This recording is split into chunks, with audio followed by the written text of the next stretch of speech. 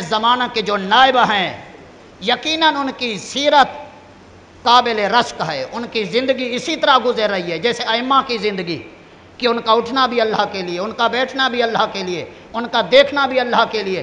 الحمدللہ پروردگار عالم کے کرم سے، آل محمد کے وسیلے و فضل سے، آپ حضرات کی دعاؤں سے مجھے زیارت کا شرف حاصل ہوا۔ نجف اشرف میں مختلف مراجع کرام سے میری ملاقات ہوئی، قوم میں بھی مراجع کرام سے ملاقات ہوئی، اور الحمدللہ جب میری ملاقات آیت اللہ العظمی آقا سستانی سے ہوئی، سید زادے کا جب چہرہ دیکھا تو پتہ چلا کیسا ہوتا امام زمانہ کی انتظار کرنے والا۔ انہوں نے آپ کو سلام کہا ہے، انہوں نے ایک پیغام دیا ہے۔ سب سے پہلے انہوں نے یہ کہا ہے کہ میں جب گیا تو اس وقت انڈیا سے مومنین کا ایک قافلہ آیا ہوا تھا، انہیں واعظ و نصیحت فرما رہے تھے۔ چند جملے نصیحت کے جو انہوں نے فرمائے وہ میں آپ کی خدمت میں عرض کر رہا ہوں۔ سب سے پہلے انہوں نے یہ کہا کہ میں نماز تہجد میں آپ شیعوں کے لیے دعا کرتا ہوں، نماز شب میں کہا میں آپ شیعوں کے لیے دعا کرتا ہوں۔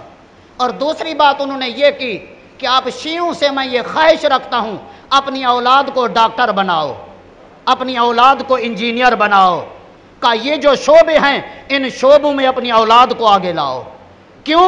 انہوں نے کہا اس لیے کہ جب میدان خالی ہوتا ہے یہودیوں کے بچے ڈاکٹر بن کے آ جاتے ہیں، یہودیوں کے بچے انجینئر بن کے آتے ہیں، چونکہ میدان خالی ہوتا ہے اسی لیے وہ آ کے بیٹھ جاتے ہیں۔ کہا نہیں، یہ حق ہے آل محمد کے چاہنے والوں کا، انہی کے ماننے والے ڈاکٹر بھی ہوں، انہی کے ماننے والے انجینئر بھی ہوں، کہ اس طریقے سے اپنی اولاد کی تربیت کریں، اور کہا دین کی طرف بھی اپنی اولاد کو مائل کریں، لیکن کس طریقے سے؟ کہا مار کر نہیں، نفسیاتی طور پر ان کو دین کی طرف مائل کریں۔ ایک جملہ انہوں نے کہا جس جملے کی وجہ سے وہ خواتین اور مرد مومنین مومنات سب رونے لگے۔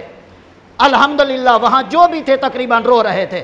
بہت بوڑھاپا، انتہائی بڑھاپے کے عالم میں ایک بنچ پر بیٹھے ہوئے، کوئی بڑا صوفہ نہیں ہے جس پہ بیٹھا ہوا وہ آپ کا مجتہد، بڑی سادگی کی حالت میں انہوں نے ایک جملہ کہا کہ اپنی اولاد کی تربیت اس طرح کریں، جب 21 رمضان کا دن آئے، جب 10 محرم کا دن آئے کہ اولاد کو کچھ نہ کہو، جب 21 رمضان کا دن آئے کہا ماں گھر میں بیٹھ کر رونا شروع کر دے، بیٹی خود پوچھے گی کہ اماں کیوں رو رہی ہو، کہا بیٹا خود پوچھے گا اماں کیوں رو رہی ہو، کہا پھر انہیں بتاؤ میرا امام تھا جو مظلومیت میں مارا گیا۔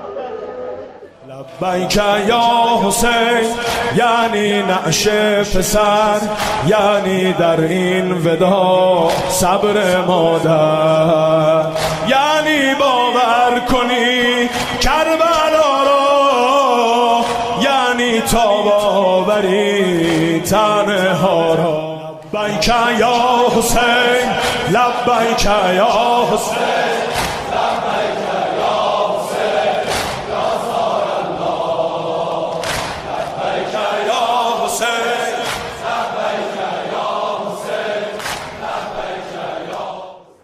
کہا اس طریقے سے اپنی اولاد کی تربیت کرو۔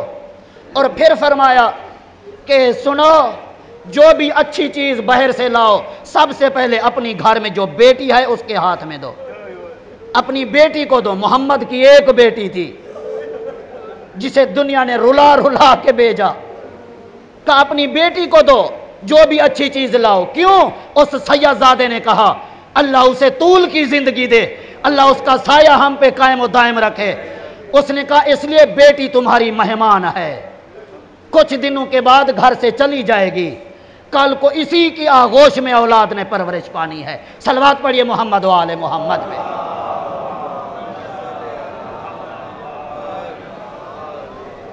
تمام مراجع کرام سے جو میری ملاقات ہوئی، جن جن مراجع سے ملاقات ہوئی، ان سب کا جملہ ایک ہی تھا کہ ہمارے شیعوں کو کہیں ہوشیار ہو جائیں، دشمن ہمارے اندر گھسنے کی کوشش کر رہا ہے۔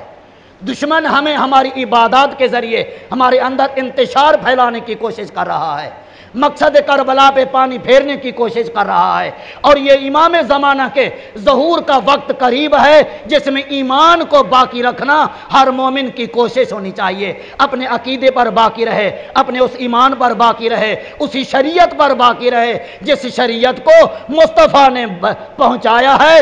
علی اولاد